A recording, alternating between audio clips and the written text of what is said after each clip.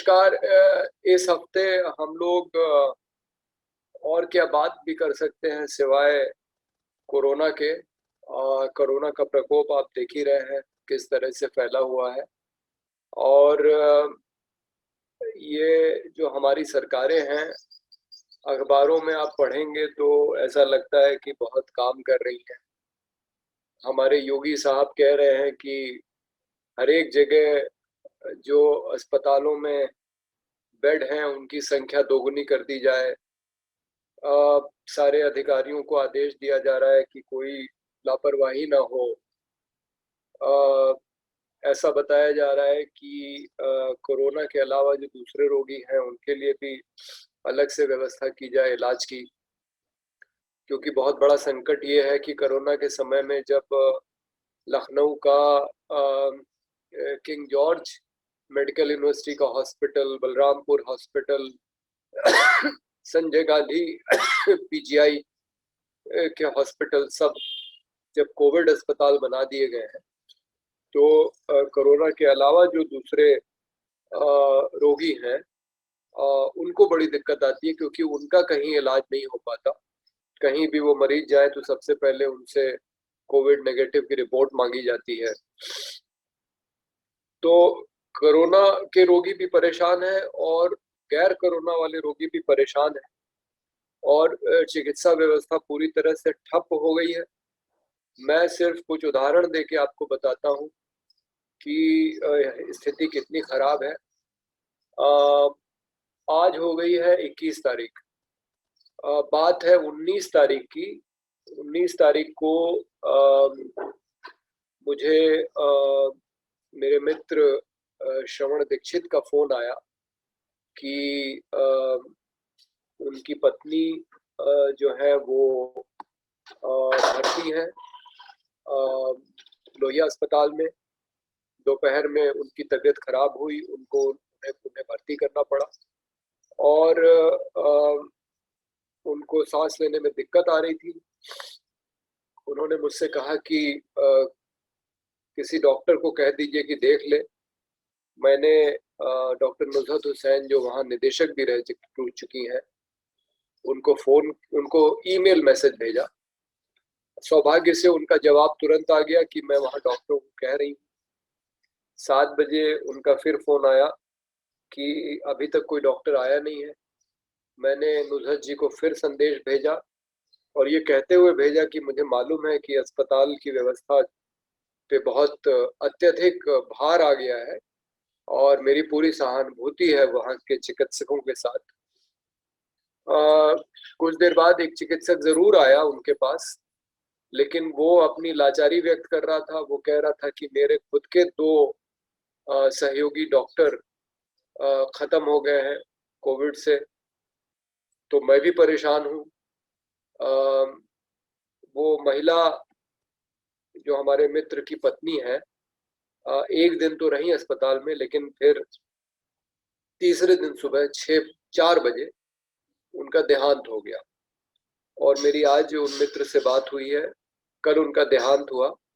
मैं 2 दिन लगातार फोन मिला रहा था कि उनसे बात हो जाए, पता लगे कि उनकी पत्नी की तबीयत कैसी है, लेकिन पता नहीं लग पाया, और वो खत्म हो गई।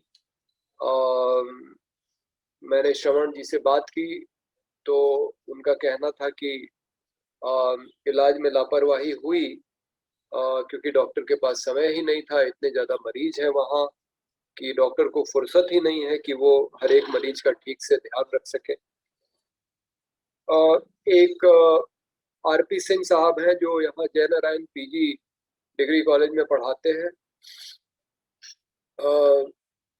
उनकी माता जी फोटो देवी, जो जिनकी उम्र 70 के करीब है, वो आज से 5 दिन पहले वो कोविड पॉजिटिव पाई गई, और तब से लेके कल तक लगातार डॉक्टरों को फोन किया जा रहा है, और सीएमओ ऑफिस, मुख्य चिकित्सा अधिकारी को, और कहा जा रहा है कि भाई इनको भर्ती कर लिया जाए। लेकिन कल शाम तक उनको कहीं भी बेड नहीं मिला था। टीएस मिश्रा हॉस्पिटल में ये कहा गया कि आपका वेटिंग लिस्ट नंबर 1 है, कोई मरीज मरेगा, उसका बेड खाली होगा तो आपको दिया जाएगा। तो ऐसी हालत हो गई है कि मरीजों की लाइन लगी हुई है, जबकि औपचारिक रूप से सरकार की नीति ये है कि कोरोना रोगियों को कहा जाए कि वो घर पे अपने आप को अलग थलग करके अपना इलाज स्वयं करें। ऐसी स्थिति में भी मरीजों की लाइन लगी है, क्योंकि इस बार जो वायरस है, जो बताते हैं कि पिछले साल वाले वायरस का एक बदला रूप है, वो ज़्यादा खतरनाक है। सांस की बीमारी इस बार जो है लोगों को ज़्यादा हो रही है, लोग सांस नहीं ले पा रहे हैं। इसीलिए आप देखिए कि ऑक्सीजन सिलेंडरों की इतनी ज़्यादा मांग है और वो मिल नहीं रहे हैं बाजार में। परसों रात को हमारी सहयोगी रानी का फ़ोन आया, उन्होंने कहा कि कहीं से कोई ऑक्सीजन दिला दीजिए। हमारे पास 11 लखनऊ के दुकानों की सूची है जहां ऑक्सीजन सिलेंडर उपलब्ध है। ये सूची मुझे कहीं इंटरनेट से मिली। मेरे सहयोगियों ने उन 11 नंबर पे फ़ोन किया, एक बिजी आ रहा था, बाकी तो लग ही नहीं रहे थे, और कहीं से कोई सिलेंडर का इंतज़ाम नहीं हो पाया। वो गए घंटा घर के पास एक जगह, उन्हें पता लगा कि कोई समाजवादी पार्टी का नेता है जो मुफ्त में ऑक्सीजन भरवा रहा है। लेकिन वहां दिक्कत ये थी कि आपके पास एक खाली सिलेंडर होना चाहिए, तब तो आप ऑक्सीजन भर पाएंगे, लेकिन खाली सिलेंडर कहीं उपलब्ध नहीं था। तो उस मरीज के लिए ऑक्सीजन सिलेंडर का इंतजाम नहीं हो पाया। और कल की बात है, मेरे पास एक फोन आया, मनीष केसरवानी जी हैं, उनकी बड़ी बहन मेयो अस्पताल में भर्ती हैं और रेमडेसिविर इंजेक्शन वो खोज रहे थे। मैंने उनको बताया भी कि भाई WHO कह रहा है कि रेमडेसिविर जो है वो कोरोना के इलाज में काम करेगा, इसकी कोई गारंटी नहीं है, इसका कोई प्रमाण नहीं है। ये तो एक एंटीवायरल इंजेक्शन है जिसको ये मान के लगाया जा रहा है कि ये फायदा कर सकता है। लेकिन उन्होंने कहा कि डॉक्टर ने लिख दिया है, और सबको मालूम है कि रेमडेसिविर की भारी कमी है बाजार में। लोगों के पास और कोई दवा नहीं है तो ये इंजेक्शन ही लगा रहे हैं। और हमारे मुख्यमंत्री का बयान है कि जो भी दवा की कालाबाजारी करेगा उसके खिलाफ राष्ट्रीय सुरक्षा कानून का इस्तेमाल किया जाएगा, यानी उसके खिलाफ मुकदमा दर्ज होगा रासुका में। लेकिन कल की बात है, जब मैंने एक अपने परिचित जो जो दवा की दुकान चलाते हैं, मैंने उनसे पूछा कि भाई ये इंजेक्शन रेमडेसिविर जो है ये मिल सकता है क्या? तो उन्होंने बोला कि बड़ा मुश्किल है। मैंने कहा देखिए कहीं से मिल जाए तो पता ये लगा कि उस इंजेक्शन की कीमत जो है करीब 3.5 से 4 हज़ार के बीच में है। उन्होंने मुझे 4200 बताई। वैसे सरकार को ये इंजेक्शन 600 से 1000 रुपए में मिल जाता है कंपनियों से, तो जिसकी कीमत 3.5 से 4 हज़ार या 4200 भी मान लें, वो ऐसा मेरे परिचित ने बताया कि वो इस समय बाजार में 25,000 से लेके और उसके ऊपर ही वो मिल रहा है। लोग उसकी कालाबाजारी कर रहे हैं, तो उसकी कीमत अचानक बहुत बढ़ गई है। और उन्होंने कहा कि अगर मैं दिलवा भी पाऊंगा तो वही वाला दिलवा पाऊंगा, यानी कि जो कालाबाजारी वाला है, और उसकी एक बड़ी कीमत देनी पड़ेगी। तो जो मेरे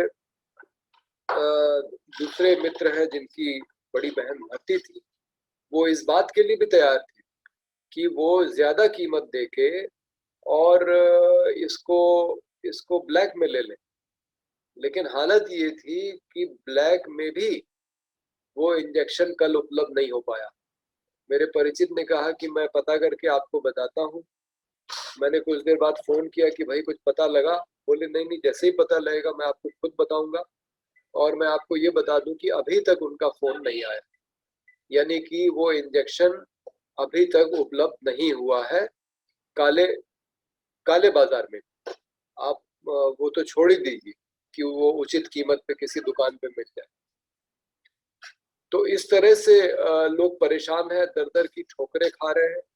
और रेमा नागराजन ने एक लेख लिखा है हिंदू में, बहुत अच्छी बात उन्होंने कही है जिससे उन लोगों का ध्यान नहीं जा रहा कि आप कह रहे हैं कि हम अस्पतालों की क्षमता बढ़ा रहे हैं, बेड की क्षमता बढ़ा रहे हैं, शादी बारात गृहों को, स्टेडियमों को आप अस्पताल में जो है तब्दील कर रहे हैं। हमारे रक्षा मंत्री जो लखनऊ के सांसद हैं, उन्होंने एचएएल को कह दिया कि आप एक अस्पताल बनाइए अस्थाई। तो सवाल ये है कि एचएएल कंपनी जिसको हवाई जहाज बनाना है, उसको आपने हवाई जहाज बनाने का तो ठेका दिया नहीं। राफेल जहाज का ठेका आपने अनिल अंबानी साहब को दे दिया और हवाई जहाज बनाने वाली कंपनी से आप कह रहे हैं अस्पताल बनाओ। वो अस्पताल अगर बना भी देगी तो सवाल ये है कि चिकित्सक और चिकित्सा कर्मी कहाँ से आएंगे? ये बड़ा सवाल रेमा नागराजन ने खड़ा किया अपने क्षमा करें टाइम्स ऑफ इंडिया के लिए, अभी 2 दिन पहले की बात, कि अगर आप बेड की संख्या दुगनी भी कर लेंगे तो डॉक्टरों की संख्या दुगनी कहाँ से करेंगे? चिकित्सा कर्मियों की संख्या दुगनी कहाँ से करेंगे? वो तो आपके पास सीमित ही हैं और उन्हीं के ऊपर आप काम का ज्यादा बोझ डालेंगे और फिर वो डॉक्टर झल्लाते हुए, जैसे हमारे श्रवण दीक्षित जी के पास एक डॉक्टर आया और वो इसी तरह से कहेगा कि भाई मेरे पास फुर्सत ही नहीं है, मेरे अपने खुद के सहयोगी जो है पीड़ित है, मैं क्या करूं? तो डॉक्टर भी अपनी लाचारी व्यक्त कर रहे हैं। ये बात हमारे प्रशासकों को समझ में नहीं आ रही है। वो ऊपर से बैठ के सिर्फ आदेश दे रहे हैं और वो ये चाह रहे हैं कि उनके आदेशों का पालन हो, लेकिन वो जमीनी स्थिति को समझ नहीं रहे हैं। न तो काला बाजारी रोक पा रहे हैं, न न जो इलाज की गुणवत्ता है उसको वो उपलब्ध करा पा रहे हैं। और लोग परेशान हैं, लोगों को अस्पताल में बेड नहीं मिल रहे हैं, बिना इलाज के लोग मर जा रहे हैं। एक फोन मेरे पास कानपुर से आया, मंजू लता द्विवेदी हमारी जानने वाली हैं, वो अपने दोनों पुत्रों के साथ कोविड पॉजिटिव हैं। आज आज तीसरा या चौथा दिन है। उनका फोन आया कि हमें कहीं भर्ती करवा दीजिए। मैंने कानपुर के कमिश्नर साहब राजशेखर जी को एक एसएमएस भेजा कि भाई ये महिला अपने दोनों बच्चों के साथ कोविड पॉजिटिव है, इसको आप कहीं भर्ती करवा दीजिए। तो उनका जवाब ये आया कि ये घर में ही क्यों नहीं क्वारंटाइन करते। तो मैंने उनको कहा कि भाई घर में कोई चौथा व्यक्ति नहीं है उन तीनों को देखने वाला, और तीनों को 102 के ऊपर बुखार है, उसमें से एक को सांस लेने में भी तकलीफ हो रही है, तो आप जो है कृपा करके उनको भर्ती करवा दें। तो उनका फिर तुरंत जवाब आया कि अच्छा आप तीनों की आरटीपीसीआर रिपोर्ट मुझे व्हाट्सएप कीजिए, और उन्होंने अपना व्हाट्सएप नंबर भी भेजा। रिपोर्टें तीनों व्हाट्सएप की गई और हम उम्मीद कर रहे थे कि कोई ना कोई मुख्य चिकित्सा अधिकारी से फोन करेगा और उनको बताएगा कि किस अस्पताल में भर्ती होना है। लेकिन आज 2 दिन हो गए हैं, अभी तक मुख्य चिकित्सा अधिकारी से मंजू लता द्विवेदी के पास कोई फोन नहीं आया है ये बताने के लिए कि आप किस अस्पताल में जाएं। तो और वो कई बार एसएमएस कर चुकी है, मैं खुद एसएमएस कर चुका हूं कानपुर के कमिश्नर साहब को कि भाई आपको आरटीपीसीआर रिपोर्ट मिल गई है, अब आप कुछ कार्रवाई करें। लेकिन उनके पास जवाब नहीं आ रहा है, उनके पास से जवाब नहीं आ रहा है। हम समझ सकते हैं कि अधिकारियों के ऊपर काफी भार है, लेकिन फिर सवाल ये है कि इस व्यवस्था को चलाने की जिम्मेदारी तो आप ही की है। आप इस समय पंचायत चुनाव उत्तर प्रदेश में क्यों करा रहे हैं?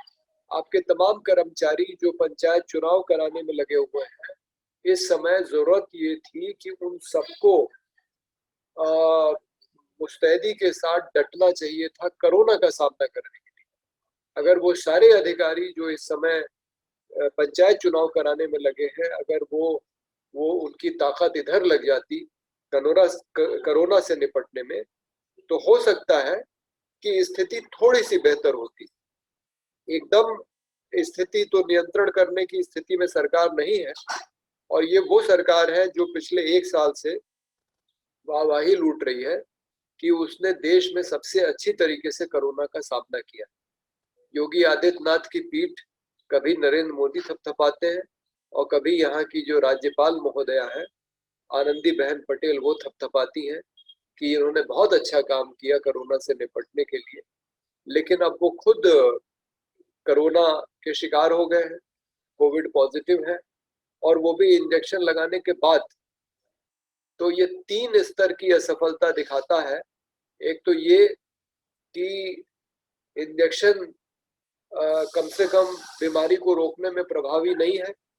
अब ये कहा जा रहा है कि नहीं, उससे आपको अगर बीमारी हो भी जाएगी तो भी आप उसका मुकाबला अच्छी तरह से कर पाएंगे। लेकिन ये सब बातें हवाई है। इसका क्या प्रमाण है? कहीं आपने कोई ट्रायल किए हैं, कहीं आपने कोई कोई आपने रिसर्च की है जिसके आधार पे आप ये बातें कह रहे हैं? तो जो ये टीकाकरण हो रहा है कोरोना के नाम पे, जिसका उत्सव हमारे प्रधानमंत्री जी ने बनाया। प्रधानमंत्री जी तो हर एक चीज का उत्सव ही मनाते हैं और इवेंट मैनेजमेंट के एक्सपर्ट हैं। तो वो इसकी असफलता साबित करता है। दूसरा कि आपकी जो व्यवस्था थी जिसमें कि आपको एहतियात बरतने थे ताकि लोगों को कोरोना ना हो, वो आपने नहीं बरता क्योंकि आपको कोरोना हो गया। इसका मतलब कि आपके आसपास जो लोग थे वो मास्क नहीं पहने थे या वो दूरी बना के नहीं रह रहे थे। नहीं तो मुख्यमंत्री को कैसे कोरोना हो जाएगा जो इतने सुरक्षित माहौल में रहते हैं। और तीसरी बात ये कि आपकी अपनी जो व्यवस्था है, चिकित्सा व्यवस्था, वो वो नाकाम है। वो ये साफ दिखाई पड़ रहा है। और जबकि आपने लखनऊ के जिलाधिकारी को बदल दिया है क्योंकि उसे कोविड पॉजिटिव हो गया है, सवाल ये भी उठता है कि जब मुख्यमंत्री को कोरोना है तो उनकी जगह कोई दूसरा क्यों नहीं लेता? क्यों नहीं दो उप मुख्यमंत्री हैं उत्तर प्रदेश में, तो जब एक दूसरा डीएम एक कोविड पॉजिटिव डीएम की जगह ले सकता है, तो यहाँ के कोई उप मुख्यमंत्री दोनों में से एक क्यों नहीं मुख्यमंत्री की जिम्मेदारी लेके और कमान पूरी तरह से अपने हाथ में लेते हैं और ठीक से व्यवस्था का संचालन करते हैं ताकि कोरोना से ठीक से निपटा जा सके? ये एक बड़ा सवाल है। लेकिन हमारे मुख्यमंत्री ने सारा कुछ अधिकारियों के ऊपर छोड़ दिया है। अधिकारी भी ऐसे हैं, नवनीत सहगल, जो उच्च न्यायालय का निर्देश आते ही कि लॉकडाउन को लागू किया जाए, वो तुरंत कह देते हैं कि हम लॉकडाउन लागू नहीं करेंगे। अरे भाई, आप पहले कोई बैठक कर लेते, आप स्थिति की समीक्षा कर लेते और फिर तय करते क्या करना है। आप उतनी कठोर तालाबंदी नहीं करते जितनी पिछली साल हुई थी, लेकिन कुछ तो आपको करना चाहिए था। ठीक है, आप तालाबंदी मत कीजिए, उससे खास करके गरीब लोगों को बहुत परेशानी होती है, ये इससे हम भी सहमत हैं। जो दैनिक मजदूरी करने वाला है वो, उसको सबसे ज्यादा परेशानी होती है क्योंकि वो अगर दिन में कमाएगा नहीं तो उसका शाम को चूल्हा कैसे जलेगा। लेकिन सवाल ये है कि अस्पतालों की व्यवस्था जो चरमरा गई है, उसको लेके तो आप कुछ कर सकते थे। आप ये सुनिश्चित कर सकते थे कि जो मरीज परेशान हैं, जिनको बेड नहीं मिल रहे हैं, जो बिना इलाज के मर रहे हैं, जो जो कोरोना के अलावा जो दूसरे रोगी हैं, परेशान हैं, उन सबकी व्यवस्था कैसे हो, उन सबको अच्छी चिकित्सा की सुविधा कैसे मिले ताकि मरने वालों की संख्या कम हो, ताकि जिन लोगों को कोरोना हो रहा है वो उनकी संख्या कम हो। इस सब पे तो आप विचार कर सकते थे और इस दिशा में कुछ कदम उठा सकते थे। लेकिन हमारे जो अधिकारी वर्ग है, वो इस समय लगता है कि उनको किसी की कोई परवाह ही नहीं है। और वो जिस तरह मनमाने ढंग से निर्णय ले रहे हैं, ये बहुत ही एक एक खेद की बात है, बड़े दुख की बात है। नहीं तो ये जो समस्याएं हैं, ऐसा नहीं है कि इनका कोई समाधान नहीं है। जैसे जो अस्पतालों में बेड के आवंटन की व्यवस्था है, वो ये है कि मुख्य चिकित्सा अधिकारी ही तय करेगा कि कौन सा रोगी कहाँ जाएगा। अब इसको केंद्रीकृत करने की क्या जरूरत है? ये बात हम लोगों की समझ से परे है। अस्पतालों को ये छूट देनी चाहिए थी कि जैसे मरीज आए आप आप उनको भर्ती करें, और एक ऐसा वेबसाइट होना चाहिए था या कोई एक एक ऐप होना चाहिए था जिससे कि लोगों को पता लग जाए कि किस अस्पताल में कितने बेड खाली हैं, और उसी के हिसाब से मरीज वहां जाते और अपना नंबर लगाते, और कम से कम उनको ये एक गारंटी रहती कि हाँ मेरा नंबर आएगा तो मेरी भर्ती हो जाएगी। इसी तरह से शमशान में जो है मारामारी है, वहां पे लोग पहुंच रहे हैं, परेशान हो रहे हैं, तो जहां भी लोगों की लाइन लग रही है लोग परेशान हो रहे हैं। इसका तो हल बहुत ही आसान है। आप एक टोकन की व्यवस्था रखिए और लोगों को एक नंबर दीजिए और बता दीजिए कि भाई आपका नंबर इतनी देर में आएगा, तो कम से कम आदमी निश्चिंत रहेगा। वो इस बात को लेके उसकी कोई असुरक्षा नहीं रहेगी कि वो भर्ती ही नहीं होगा। जैसे हमारे आरपी सिंह साहब कल शाम तक परेशान थे कि उनको पता ही नहीं लग रहा था कि उनकी माताजी कब कहाँ भर्ती हुई। तो ये लोग फोन कर करके अपनी अपनी अपनी बातों को दर्ज करा रहे हैं, जो भी नंबर दिए गए हैं। ज्यादातर तो नंबर उठ नहीं रहे हैं ऐसा बताया जा रहा है, और जो समस्याएं दर्ज भी की जा रही हैं उस पर कोई कार्रवाई नहीं हो रही। सरकार की व्यवस्था पूरी तरह से असफल हो गई है, और ऐसा लगता नहीं कि जो लोग सरकार चला रहे हैं उनको कुछ भी अंदाजा है कि इस स्थिति पे कैसे नियंत्रण पाया जाए। लोग अपने भरोसे पे हैं, जिसको कहते हैं राम भरोसे। शायद यही भारतीय जनता पार्टी का राम राज्य है कि सब लोग राम भरोसे हैं। आप अपनी व्यवस्था खुद कीजिए, अपना सिलेंडर खुद इंतजाम कीजिए बाजार से, आप अपना इलाज खुद घर पे कीजिए, क्योंकि अगर आप अस्पताल जाएंगे तो कोई गारंटी नहीं है कि वहां आपको कैसी चिकित्सा सुविधा मिलेगी, आप बचेंगे भी कि नहीं। तो ये है भारतीय जनता पार्टी की व्यवस्था, राम राज्य जिसमें सब राम भरोसे हैं और सब आत्मनिर्भर हैं। अपने अपने ऊपर आप निर्भर हैं कि आप अपनी व्यवस्था कैसे करें। ये सरकार आपके लिए कुछ करने वाली नहीं है। ये बात सरकार बहुत इसने बड़े स्पष्ट तरीके से लोगों को बता दिया है। तो अब आप समझ सकते हैं कि ऐसी व्यवस्था का क्या होगा। जो सरकार जो है, जिसकी ज्यादा रुचि अयोध्या में राम मंदिर बनाने में है, जिसकी ज्यादा रुचि पश्चिम बंगाल में चुनाव कराने में है, जिसकी ज्यादा रुचि उत्तर प्रदेश में पंचायत चुनाव कराने में है, आप समझ सकते हैं कि उसकी प्राथमिकता उसकी राजनीति है, उसकी प्राथमिकता लोग नहीं है। अगर ये जरा भी संवेदनशील सरकार होती तो तुरंत पश्चिम बंगाल का चुनाव रोक के, तुरंत पंचायत चुनाव रोक के, या तुरंत उसमें मतदान करा के उस चुनाव को खत्म करती और कहती कि उसके पास जितना पैसा है, चाहे वो पीएम केयर्स फंड में हो जिसके बारे में कोई किसी को जानकारी नहीं, क्योंकि सरकार ने कह दिया है कि ये तो सूचना के अधिकार के दायरे में आता नहीं है, क्योंकि ये एक निजी ट्रस्ट है जिसका नाम पीएम केयर्स फंड है, जिसके अध्यक्ष प्रधानमंत्री है, उसके अध्यक्ष नरेंद्र मोदी व्यक्ति के रूप में नहीं है। उस ट्रस्ट के बारे में कहा, और जिसमें ज्यादातर पैसा सार्वजनिक उपक्रमों का गया है, जिसमें ज्यादातर पैसा सरकार का पैसा, उसको कहा जा रहा है कि निजी ट्रस्ट। और चाहे वो राम मंदिर बनाने के लिए जो ट्रस्ट बनाया गया, उसमें भी सरकारी अधिकारी बैठे हुए प्रतिनिधि के रूप में। तो ये जो सारा पैसा है, इस समय कोरोना से निपटने में लगना चाहिए। सरकार जरा भी संवेदनशील होती, जरा भी उसको लोगों की चिंता होती, और वो अगर अपनी राजनीति को थोड़ा पीछे करके लोगों को प्राथमिकता देती तो बेहतर होता। लेकिन हमें मालूम है कि ये किस तरह की सरकार है, जो 3 महीने से बैठे किसानों के साथ बातचीत करने को तैयार नहीं है। अब आखिरी वार्ता 26 जनवरी के पहले हुई थी, और किसानों से कह रही है कि मानवीय आधार पे आप अपना आंदोलन वापस ले। अरे भाई, मानवीय आधार पे आप 3 कानून वापस क्यों नहीं लेते हैं ताकि किसान घर जा सके? तो ऐसी अमानवीय सरकार, ऐसी संवेदनहीन सरकार से हमें कोई उम्मीद नहीं है, और हम अपने ही भरोसे हैं।